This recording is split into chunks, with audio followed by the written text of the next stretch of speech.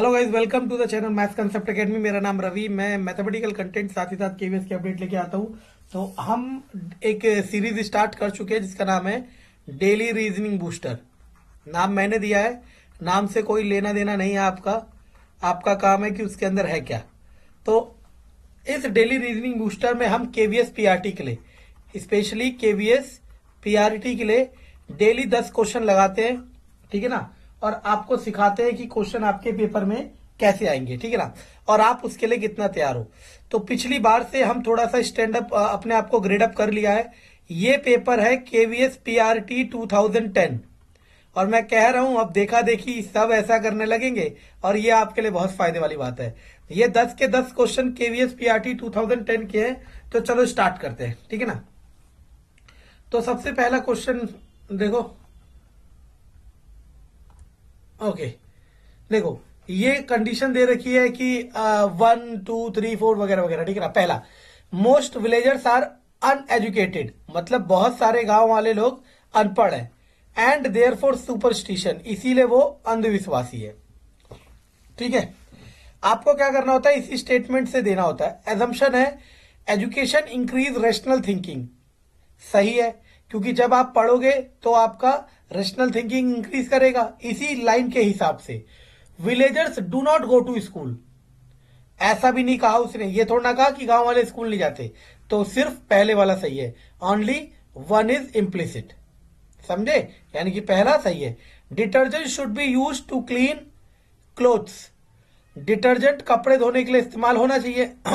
Assumption, detergent form more lather, ऐसा तो कुछ नहीं कहा, उसने कहा कि कपड़े धोने के लिए इस्तेमाल होना चाहिए, लेदर का नहीं कहा।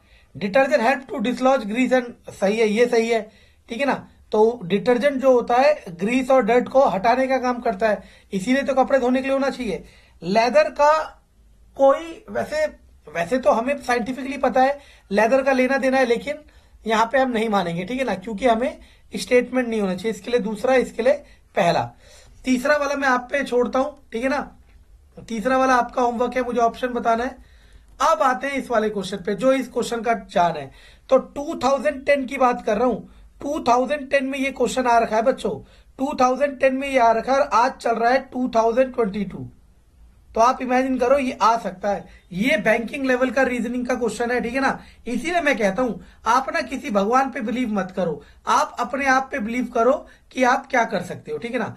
लेकिन आप करते हो किसी भगवान पे बिलीव, तो इसीलिए क्या होता है, सारा कबाड़ा हो जाता है, ठीक है ना। एक minute,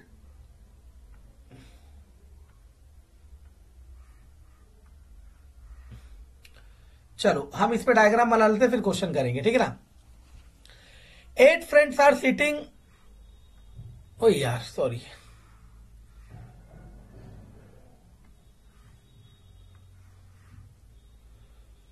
eight friends are sitting in a circular facing centre.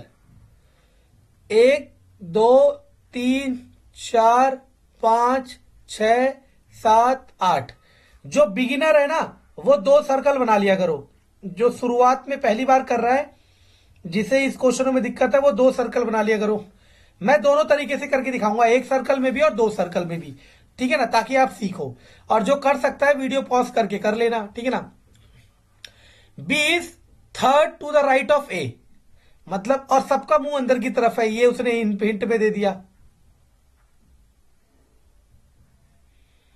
उसने कहा B is third to the right of A, मतलब ए जहां पे भी होगा उसके थर्ड राइट में कौन होगा, B.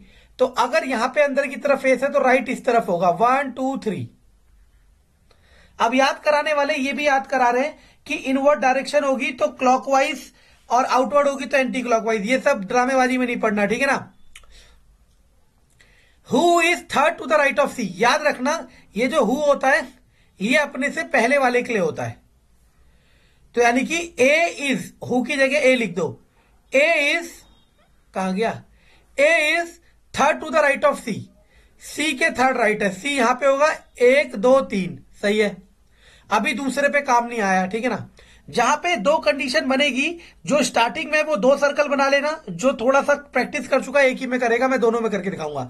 F is second to the right of E, F जो है second to the right of E. E के बारे में क्या दे रखा है, हु की जगह ई लिख दो।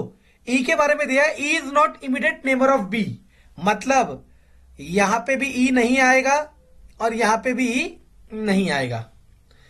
तो मैं अब देखो दो केस बना देता हूं, वैसे मैं एक में भी कराऊंगा लेकिन मैं दो में भी बता देता हूं जो बिगिनर है उनके लिए। तो ई यहां पे भी नहीं आना, ई यहां पे भी नहीं आना।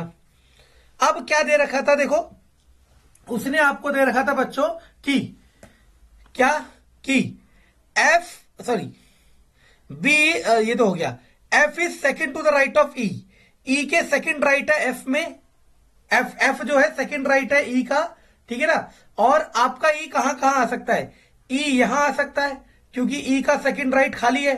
ई यहां आ सकता है नहीं, क्योंकि बी के बगल में नहीं आएगा।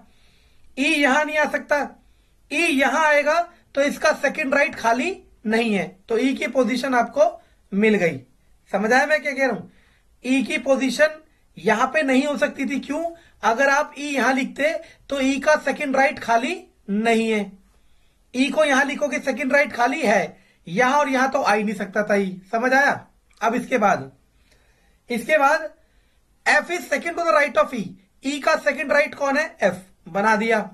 इसके बाद एफ के बारे में क्या कहा था? अच्छा, ई के बारे में हो गया, D sit second to the left of H, H के सेकेंड लेफ्ट में डी है, लेकिन एच के बारे में क्या कह रखा है?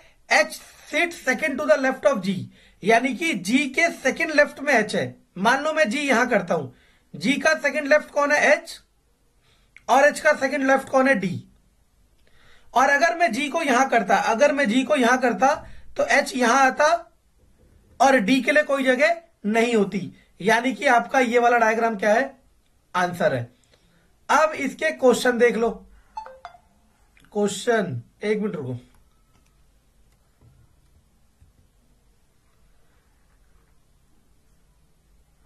पहला question, who sit immediate left of B, B का इमीडिएट लेफ्ट कौन है? तो पहला आंसर हो गया सी, पहले का आंसर सी।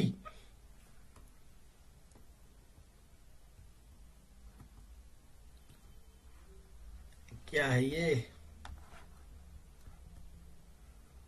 चलो दूसरा आंसर, उसने कहा who sit immediate left of A, A का इमीडिएट लेफ्ट कौन है? देखो ए ये रहा, अंदर की तरफ मुंह है, तो लेफ्ट कौन होगा? ई, तो आंसर नंबर हो गया डी। डी मतलब ई, डी मतलब ई, ठीक है ना।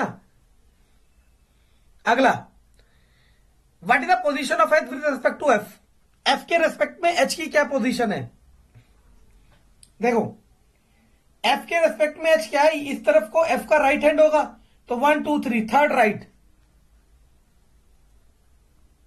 तो इसका आंसर हो गया डी। समझ आया?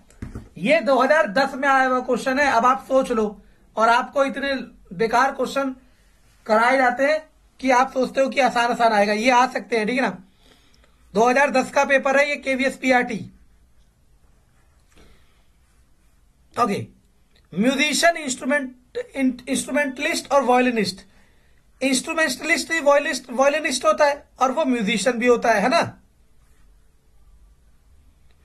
म्यूजिशियन ही इंस्ट्रूमेंटलिस्ट, अब ये म्यूजिशियन, इंस्ट्रूमेंटलिस्ट, वॉयलिनिस्ट। चलो 56 का आपसे देखते हैं क्या लिखते हो, ठीक है ना। 57, ट्रेन, मोटर कार, इंजन। तो देखो इंजन ना ट्रेन में भी होता है और मोटर कार में भी होता है और चीजों में भी होता है, लेकिन ट्रेन और मोटर कार अलग अलग चीज होती है। तो ये वाला सही है। देखो इसे इंजन मानो, ये ट्रेन मानो, ये मोटर कार मान लो। इंजन ट्रेन में भी होता है, इंजन मोटर कार में भी होता है, और इंजन और कई चीजों में भी होता है। एक्टर, सिंगर, राइटर, एक जना तीनों हो सकता है, आजकल तो ये बहुत कॉमन है, तो ये मिक्स वाला ले लो 58 का। Tennis fan, cricket player, student, ये भी मिक्स हो सकता है, क्योंकि स्टूडेंट क्रिकेट प्लेयर भी हो सकता है, टेनिस फैन भी हो सकता है। 56 आपको मुझे बताना है ऑप्शन में, कमेंट में, सॉरी, और एक बताना है कौन सा? 48, ठीक है ना। मैं इंतजार करूंगा आपके कमेंट का। अब आप इस आज वाले सेशन से आपने पता है क्या सीखा? ये बैंकिंग का क्वेश्चन है, क्लर्क लेवल का, यानी कि सिटिंग अरेंजमेंट। ये भी आपके आ सकता है। और इनके लिए अलग से कोई क्लास की जरूरत नहीं है, इनके लिए अलग से कोई क्लास की जरूरत नहीं है। आपने करना क्या है, सिर्फ और सिर्फ आपने इस वीडियो को अच्छे से देखना है और ऐसे बहुत सारे क्वेश्चन लगाने हैं, दैट्स इट। आपसे एक दो वीडियो बाद में ऐड करा करूंगा रीजनिंग में सीटिंग अरेंजमेंट के क्वेश्चन, ठीक है। Thank you.